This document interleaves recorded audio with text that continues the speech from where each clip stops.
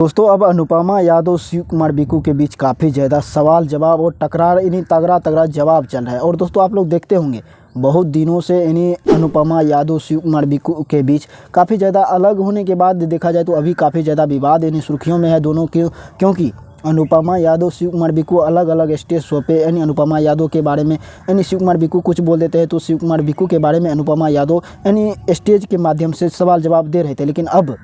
Stage के माध्यम से नहीं, अब देखिए दोस्तों स्टेज के माध्यम से अनुपमा यादव और दोनों के बीच जवाब चल रहा था, लेकिन अब अनुपमा यादव खुलियाम यानी पोस्ट करके जवाब दे रहे हैं और वो भी गाने के माध्यम से जवाब दे रहे हैं। और दोस्तों सबसे पहले देखा जाए तो शिव कुमार बिक्कू ही गाने के माध्यम से जवाब दिया था अनुपमा यादव के, लेकिन उसके बाद यानी अनुपमा यादव भी नहीं छोड़े हैं, अनुपमा यादव भी जवाब दे दिए हैं। जो कि यानी देखिएगा तो सबसे पहले किस गाने से विवाद की जड़ शुरू हुआ है तो सबसे पहले एक गाना आया था शिव कुमार बिक्कू का, जो कि एक गाना का नाम था जो कि एगो भतार पे टिकबे न, जो कि एक मगही सॉन्ग था। जो कि यानी देखा जाए तो ये अनुपमा यादव के यानी सबको कहना है कि ये अनुपमा यादव के द्वारा ही यानी अनुपमा यादव को टारगेट किया गया है। जो कि इस गाने में यानी शिव कुमार बिक्कू का ये गाना आया है ये अनुपमा यादव पे टारगेट किया है। तो उसी के जवाब में देखा जाए तो अनुपमा यादव भी यानी देखा जाए तो पोस्ट करके एक गाने के माध्यम देखिए अनुपमा यादव ने जवाब दिया है, जो कि जवाब में लिखा है कि बेशक पलट के जवाब देना गलत बात है, लेकिन जवाब नहीं देने पे लोग अपनी औकात भूल जाते हैं। लेकिन देखिए इस किसको टारगेट किया है, सीधे टारगेट करते हुए ये जवाब दिया है अनुपमा यादव, लोग अपनी औकात भूल जाते हैं, ये गाने के माध्यम से जवाब भी दिया है। अनुपमा यादव का कहना है कि मैं जवाब